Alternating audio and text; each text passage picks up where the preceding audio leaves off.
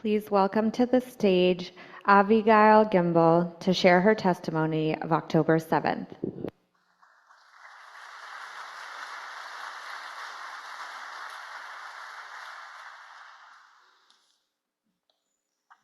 Good afternoon.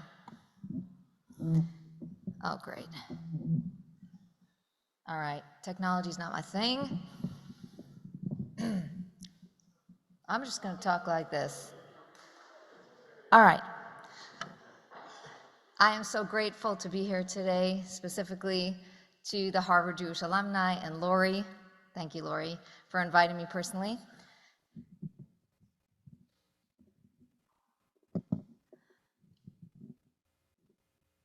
Thanks so much. And to the Harvard Hillel and Chabad. But I am specifically grateful to all of you who came out here today and made the choice to participate in this historic event of unity against anti-Semitism. I'm here today to bear witness of the worst atrocity to befall our people since the Holocaust. I want to give you all of the trigger warnings right now. What I'm about to share with you is going to upset every single one of you. But I feel that it's my responsibility to share the stories of those whose voices have been snuffed out. And I also feel like this time right now that we're living in, there is nothing more important than revealing the ugly truth and having moral clarity. October 7th started very early for me. I was shocked out of my sleep at 6:30 in the morning to booming in the distance. Then the rockets started falling, and synagogue was canceled. But my husband and I decided it's a holiday. We've got to keep celebrating. So we invited all of our friends and family to come join us as we danced and we sang and we ran to our bomb shelters and we ate. A uniquely Jewish, brave response to fear. I was looking at my son out of the corner of my eye. He is a tall, handsome, brave combat soldier. And he had checked in with his commanding officer.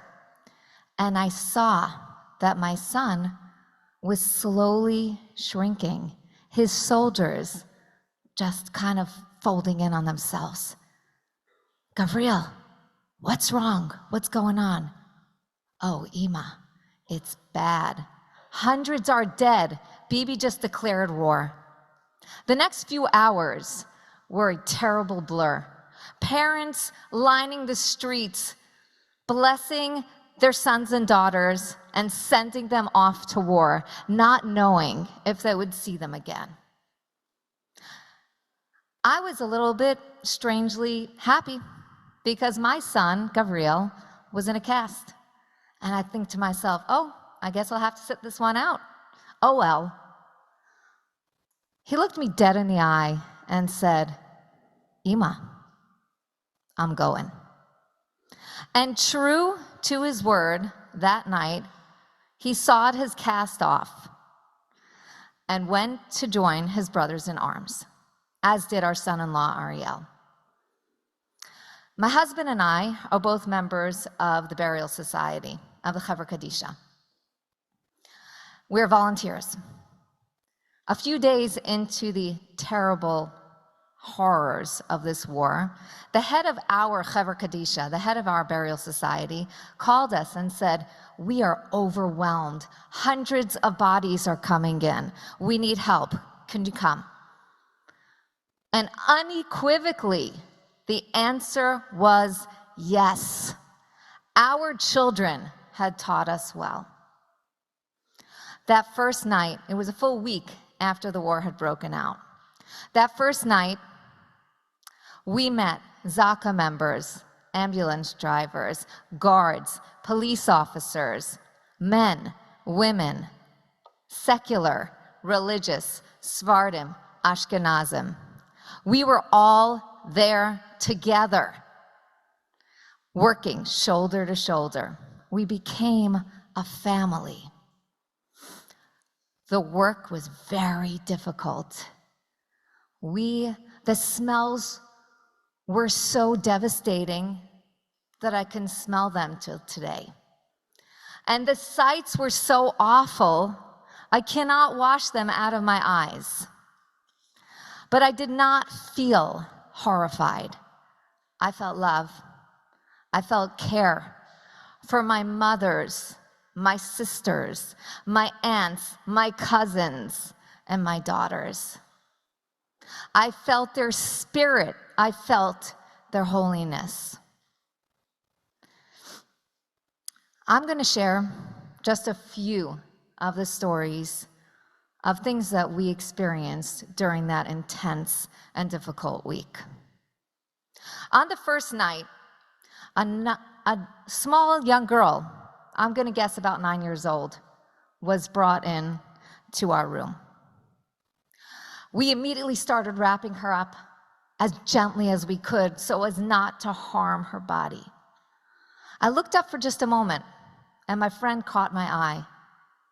She said, "Abigail, did you see?" "See what?" "Her arm. It's been hacked off." I read about this little girl a couple of weeks later. Her arm had been hacked off by the Hamas butchers, and she had been left to die slowly while she watched her mother be raped and murdered in front of her eyes and the rest of her family executed. She died in agony and alone, and we were the last ones to give her a hug. My family and I lived in Russia for a couple of years, and we feel particularly close with the Russian Jewish community. When a Russian grandmother was brought into our room, I drew close. This magnificent woman with shiny, beautiful, manicured red nails had been strangled in her own curtains. "Я здесь сейчас, babushka, izvinite, babushka," I whispered in her ear. "I'm here now, grandmother. I'm so sorry, grandmother." One cannot prepare oneself to see a body without a head. But in our case, many of the women came to us headless. We found out later that those heads had been taken into Gaza as trophies. One woman that was brought to us not only had no head, but she was also missing her arms and her legs. As the week wore on, the bodies were in worse and worse condition. On Wednesday, we received 2 body bags, one after the next, and they were weightless. When we opened the bags, we were horrified to see only Auschwitz ashes. They had completely incinerated the bodies of our loved ones. My husband, Daniel, was also working with the Burial Society. So at night, we would gather and kind of give each other therapy and discuss what we had each seen during that day. We kind of couldn't talk to anyone else about what was going on for ourselves. So my husband shared 2 specific instances with me that I think I'll carry with me forever. One was of, an elderly Jew. He had had his hands bound behind his back, and then he was shot in the face. The second was of a father and a son. They'd been bound together with iron ropes and then burned alive. All that was left to bury was their embrace. During a break, the other members of the Burial Society and I, we women, we sat in a circle. And we tried to find one word that would describe what we were seeing. And my friends, evil was not a strong enough word. Because these murders were slow. They were deliberate. They were meant to inflict as much pain, harm, terror, and suffering on their victims. And not only that, these murderers then proudly and gleefully broadcast their heinous acts for the entire world to see. Now, we women are used to handling dead bodies, but we had no context for what we were seeing. This was barbarism, and we never had seen that before. My friend Rena Quint called me a couple of days ago. Rena Quint is a Holocaust survivor. She has context.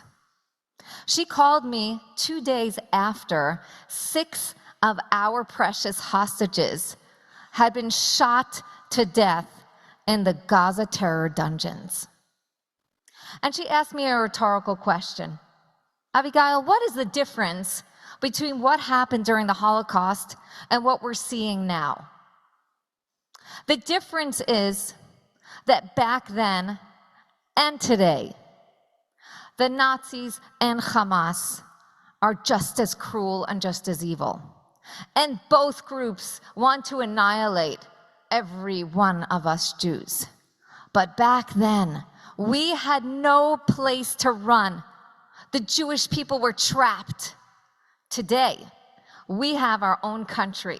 We have our own soldiers defending us. But then Rena continued, and she said, I was feeling very hopeful. But today, I'm losing hope. We're turning on each other. And I fear that we cannot survive this war if we don't have unity. Anti-Semitism has always existed. The anti-Semites have found different reasons, always justified, why they hate the Jews. We were communists, and then just as quickly, we became the capitalists. We're a nation without a land. Oh my goodness.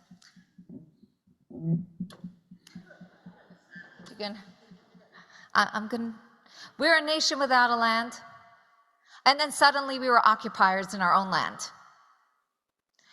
Anti-Semitism is a shape-shifting disease, as Douglas Murray says.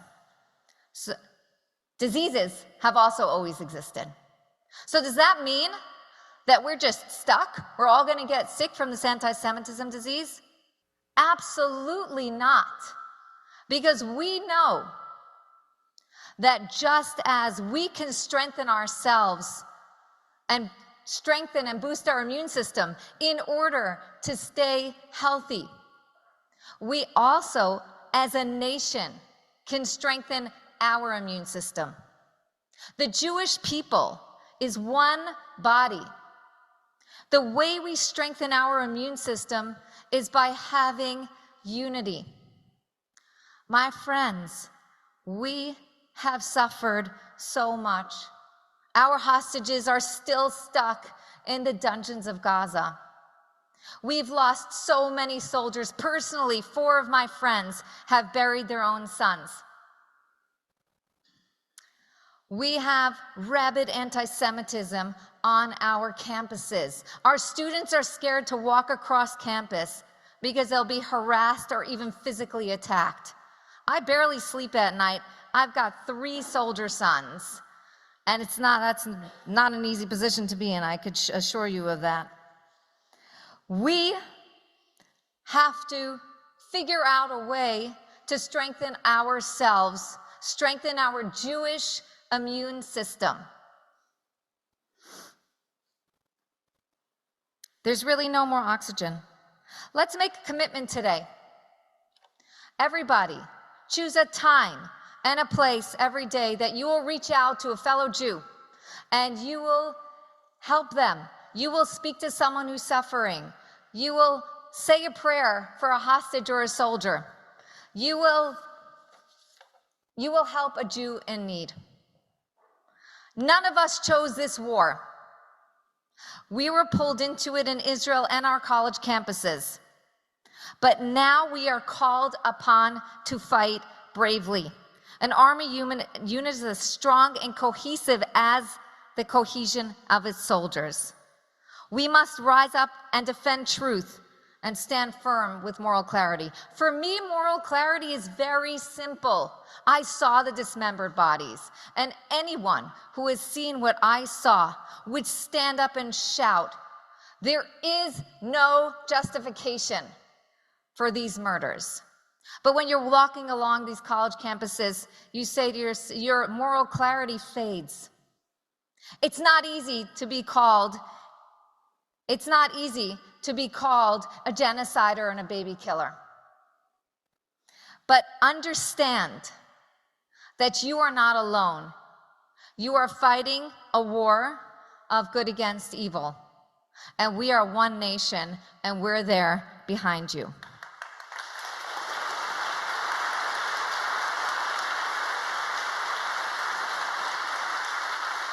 Thank you. I just told you about my son, Gavriel, the guy who cut off his cast. He's also the most eligible bachelor in Israel. I'd like to call him up to stage, along with my husband, Daniel, who is also a member of the Burial Society. Gavriel, you coming up?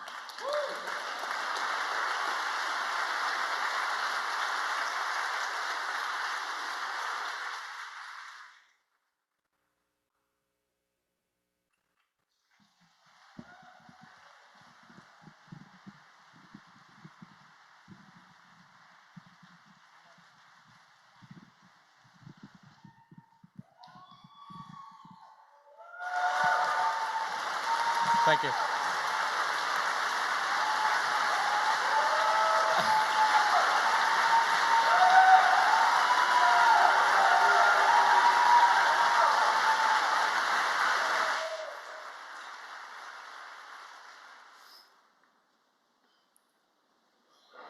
It's great to be here with all of you today. I didn't know what bravery meant before October 7th. I just completed my mandatory Army service half a year before the war. I was 23, thinking about college, getting jobs, going on vacations, living my best life. On October 7th, my combat unit was called up right away. Some of my friends were on their post-Army trip. Others have started college, gotten jobs, yet we all showed up. We knew we were putting our lives in danger. With the guaranteed threat we were facing, what made us all drop everything and show up? Looking back, I think there are two reasons why we did it. The first, and the simple one, is my team and I are brothers. We've got each other's backs no matter what. In addition, more than anything, we believe in something greater than ourselves. We put the survival of our nation and the right to live in peace in our homeland above our own safety. It was our responsibility to protect the innocent people who are under attack. They are our family. That's what drove us to face the fears and dangers without hesitation. That is bravery. Jewish students on campuses today are facing an intense battle. But this fight is about more than just you. It's about the truth. And it's about standing up for our right to exist in peace anywhere in the world. The only way to win, no matter where the fight is coming together as one united force. I've got your back at home. Choose to be brave.